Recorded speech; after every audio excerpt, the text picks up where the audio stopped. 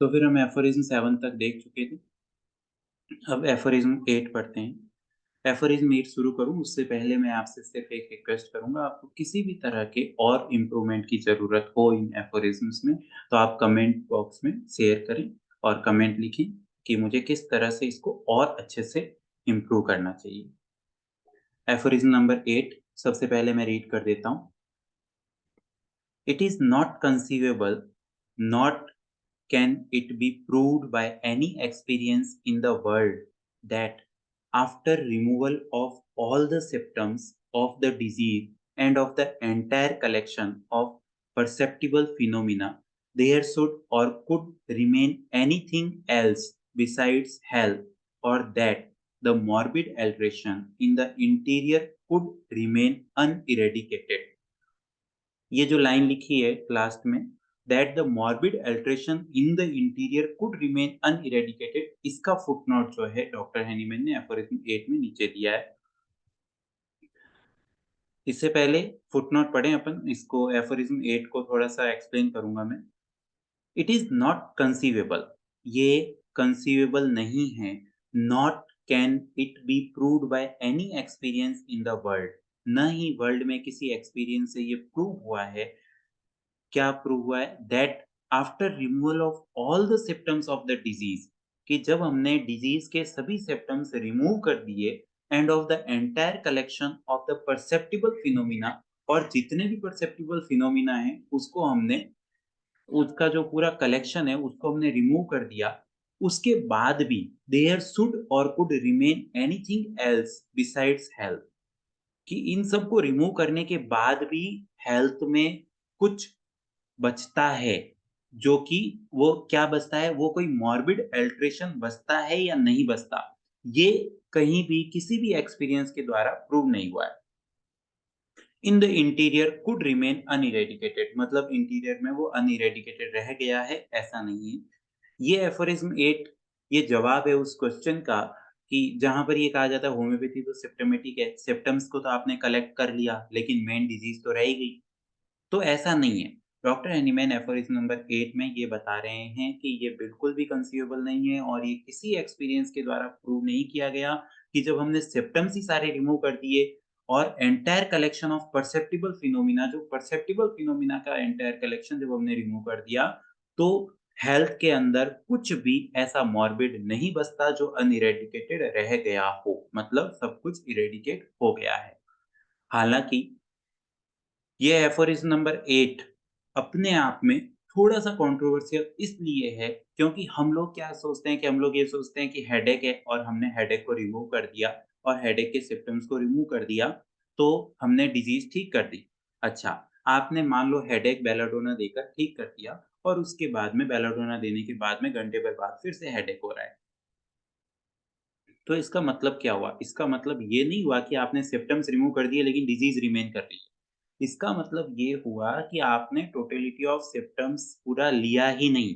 अगर totality of symptoms हम लेते हैं तो हमें ये देखना होता है, एफोरिज्म नंबर 5 में ये बताया गया है कि हमें एलिमेंट फ्रॉम लेना ज़रूरी है। अगर हम एलिमेंट फ्रॉम नहीं लेते हैं एक्यूट डिजीज़ में तो हमने टोटलिटी ऑफ सिम्पटम का आधा पार्ट ही कवर किया है। दूसरी बात, अगर हमने सिम्पटम्स को कंप्लीट नहीं किया है तो हमने आधा पार्ट भी कवर नहीं किया है। कंप्लीट कैसे करेंगे सिम्पटम्स को? ये सिम्पटम्स को कंप्लीट ऐसे करेंगे, उसका जो मोडेलिटीज़ है, उसकी जो लोकेशन है, उसका सेंसेशन है, उसका कॉन्कोमिटेंट है। एक सिम्पटम में ये जब चारों पार्ट जब तक नहीं आते तब तक वो सिम्पटम कंप्लीट नहीं होता। तो ये हमारा लैकिंग है कि हमने जो सिम्पटम्स लिए वो टोटलिटी ऑफ सिम्पटम्स में कवर नहीं कर रहे।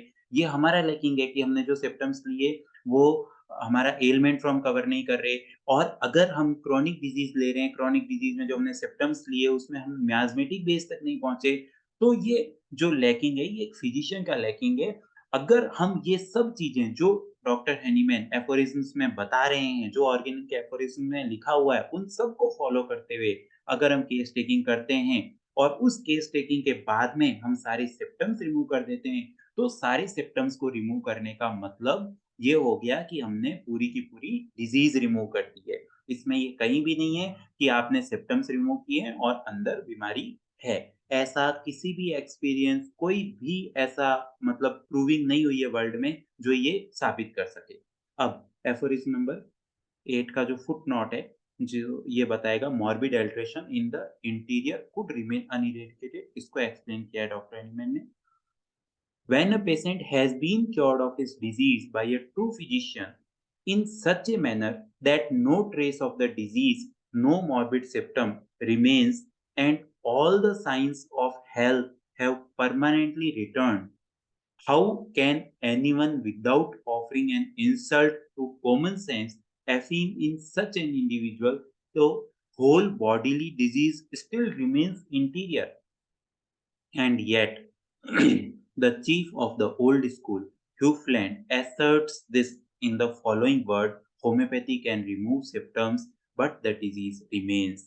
This he maintains partly from mortification at the progress made by homeopathy to the benefits of mankind, partly because he still holds thoroughly material notions respecting disease, which he is still unable to regard as a state of being of the organism wherein it is dynamically altered by the morbidly deranged vital force as an altered state of health, but he views the disease as a something material, but after the cure is completed may still remain lurking in some corners in the interior of the body in order someday during the most vigorous health to burst forth at its pleasure with its material presence.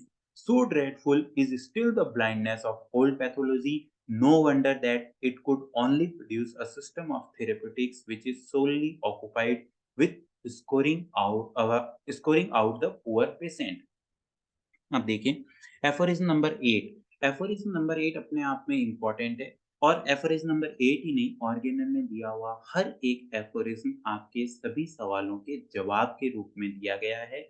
मतलब ये कि अगर एक physician सारे aphorism पढ़ता है तो उसके पास कोई ऐसा सवाल ही नहीं बचता जिसका जवाब उसे ढूँढना पड़े कि होम्योपैथी क्या है, होम्योपैथी क्यों इस तरह से दवाई दे रही है और होम्योपैथी में मियाज़्म को क्यों लिया जाता है, होम्योपैथी में सिम्पटम टोटलिटी इतने सवाल क्यों पूछे जाते हैं और एक जो सबसे बड़ा क्वेश्चन जो एक फिजिशियन के दिमाग में मैं ये सोचता हूँ कि शायद ज़िंदगी भर रहता होगा अगर वो ऑर्गेनिक एफोरिज्म नहीं पढ़े, वो क्वेश्चन क्या है? वो क्वेश्चन ये है कि मैंने सिम्पटम्स तो ठीक कर दिए, लेकिन डिज़ीज़ तो वही है। कैसे? एक एग्ज़ाम्पल देता हूँ। मान लो कोई एक पेशेंट है और उसको ओवेरियन सिस्ट हो रखी है। ओवेरियन सिस्ट हो रखी है, इसकी वजह से उसको पेन हो रहा है, यूट्रस में पेन है, उसको बैक एक है और एब्डोमिनल पेन है। अब ये जो एब्डोमिनल पेन होता है, पेशेंट आता है और पेशेंट ये कहता है, "डॉक्टर साहब एब्डोमिनल पेन है मेरा और मैंने सोनोग्राफी कराई थी, तो ये यूट्रस में ये जो ओवरी में सिस्ट बताई है।" ओवरी में सिस्ट हमने देखा और एक जो नॉर्मल फिजिशियन मतलब ये कि एक वो फिजिशियन जो ऑर्गेनल को बिल्कुल साइड में रखता है और सिर्फ़ सिम्पटम टोटलिटी के हिसाब से दवाई देता है, उसके दिमाग में ज़रूर ये बात आएगी कि मुझे आपकी सोनोग्राफी नहीं देखनी है। मुझे क्या देखना है? मुझे ये देखना है कि दर्द राइट साइड में हो रहा है या लेफ्ट साइड में हो रहा है। और फिर दर्द जो है एक्सटेंड कहाँ तक कर रहा है? ये वाला दर्द पैर तक एक्सटेंड कर रहा है, घुटने तक एक्सटेंड कर रहा है, थाइज़ तक कर रहा है, फुट तक एक्सटेंड कर रहा है या ऊपर की तरफ एक्सटेंड कर रहा है। ये सब चीज़ें देख के उसने दवाई दी और दवाई देने के बाद में वो पेन रिमूव हो गया। वो पेन रिमूव हो गया, 6 महीने तक वो दर्द नहीं हुआ, 6 महीने बाद जब वो वापस से सोनोग्राफी कराती है वो लेडी, तो उसको सिस्ट वहीं रहती है। अब इस फिजिशियन के दिमाग में ये चीज़ बैठ जाती है कि मैंने तो सिम्पटम्स को रिमूव किया था और डिज़ीज़ तो वही है। और इसी चीज़ को बेस बनाकर, इसी बात को बेस बनाकर एलोपैथिक डॉक्टर डॉक्टर ह्यूफलैंड ने ये कहा था कि homeopathy can remove symptoms but the disease remains. तो इसका आंसर डॉक्टर हनीमैन ने ये कहा है कि टोटलिटी ऑफ सिम्पटम्स जब हम पूरी लेंगे, तो ना सिर्फ डिज़ीज़ और उसके सिम्पटम्स दोनों चीज़ें रिमूव हो जाती है। फुटनोट में कहा है डॉक्टर एनिमल ने, "when a patient has been cured of his disease by a true physician", listen, true physician का मतलब ये कि a physician who follow the rules, अगर किसी इंसान ने रेलगाड़ी बनाई है और उसमें ये रूल है कि भई हमें ये इंजन स्टार्ट करना है, उसके बाद में रेलगाड़ी चलेगी, तो आपको जिस इंसान ने रेलगाड़ी बनाई है, उसने जो-जो आपको नॉर्म्स दिए हैं कि इस तरह से ये रेलगाड़ी चलेगी, उसी तरह से चलानी पड़ेगी। आप अगर ये सोचते हो कि नहीं रेलगाड़ी आ गई अब मेरे हाथ में, अब मैं इसको सड़क पर दौड़ाऊँगा, तो रेलगाड़ी सड़क पर नहीं दौड़ेगी, रेलगाड़ी को पटरी पर ही चलाना पड़ेगा। जो रूल्स, जो नॉर्म्स दिए हुए हैं, उन्हीं के हिसाब से करना पड़ेगा और जो उनके हिसाब से करता है मतलब ये कि जो हनीमैन ने होम्योपैथी बनाई है, हनीमैनियन होम्योपैथी जो है, उसको किस तरह से प्रैक्टिस करना है, ये सभी एफोरिस्म्स में लिखा है। जो फिजिशियन उन सभी एफोरिस्म्स को रीड करके, उन सभी एफोरिस्म के हिसाब से प्रैक्टिस करता है, वो हनीमैन की नज़रों में ट्रू फिजिशियन है। तो कह रहे हैं कि जब ट्रू फिजिशियन के द्वारा डिजीज को क्योर कर दिया गया है in such a manner that no trace of the disease, no morbid symptoms remains and all the science of health have permanently returned, और अब हेल्थ के सभी साइंस जो है परमानेंटली रिटर्न्ड हो गए हैं। हेल्थ के साइंस क्या हैं इसके बारे में डॉक्टर एनीमैन ने और एक एफोरिज्म दे रखा है, उसमें सब बताया जाएगा कि हेल्थ कैसे आप मानोगे कि पेशेंट हेल्थ में रिटर्न हो रहा है या उसकी डिजीज और ज़्यादा सीवियर हो रही है। How can anyone without offering an insult to common sense affirm in such an individual the whole bodily disease still remain interior, मतलब ये कि अगर ये सब कुछ हो गया इसके बाद भी कोई ये कहता है कि डिजीज स्टिल रिमेन इंटीरियर, तो ये क्या है? ये उसकी कॉमन सेंस की इंसल्ट है। और इसके बावजूद ओल्ड स्कूल के डॉक्टर ह्यूफलैंड ने ये कहा कि homeopathy can remove symptoms but the disease remains, तो इसका मतलब यही है कि वो एक मॉर्टिफिकेशन को मेंटेन करके रख रहे हैं। क्यों? क्योंकि उनसे होम्योपैथी की जो प्रोग्रेस है, उनसे जो बेनिफिट हो रहे हैं मैनकाइंड को वो नहीं देखा जा रहा और इसलिए वो इस तरह की बातें कर रहे हैं। और दूसरी बात ये भी है कि ये भी हो सकता है कि ये जो डॉक्टर्स हैं, ये डॉक्टर्स मटेरियल नोशंस मतलब डिजीज़ के रेस्पेक्ट में मटेरियल नोशंस रखते हैं। मतलब ये कि उनके लिए डिजीज़ एक मटेरियल बीइंग है। उनके लिए डिजीज़ का डायनामिकली कोई लेना-देना है ही नहीं। उनको ये कतई भी लेना-देना नहीं है ऑर्गेनिज़्म जो है डायनामिकली डिरेंज हुआ या नहीं हुआ। उनको सिर्फ़ ये लेना-देना है कि एक स्ट्रेप्टोकोकस बैक्टीरिया अंदर है और उस स्ट्रेप्टोकोकल बैक्टीरिया को अगर आप रिमूव नहीं करोगे और उसको रिमूव नहीं करोगे मतलब आप एंटीबायोटिक नहीं दोगे। आप एंटीबायोटिक नहीं दोगे और सिर्फ़ फ़ीवर उतारने की दवाई दोगे, तो सिर्फ़ फ़ीवर उतर रहा है, अंदर बैक्टीरिया तो वैसा का वैसा है और वो बैक्टीरिया वापस पनप जाएगा। एक रीज़न ये भी हो सकता है डॉक्टर ह्यूफलैंड का ये बात कहने के पीछे। So dreadful is still the blindness of old pathology, और ये जो है एक ब्लाइंडनेस है ओल्ड पैथोलॉजी का। No wonder that it could only produce a system of therapeutics which is solely occupied with scoring out the poor patient.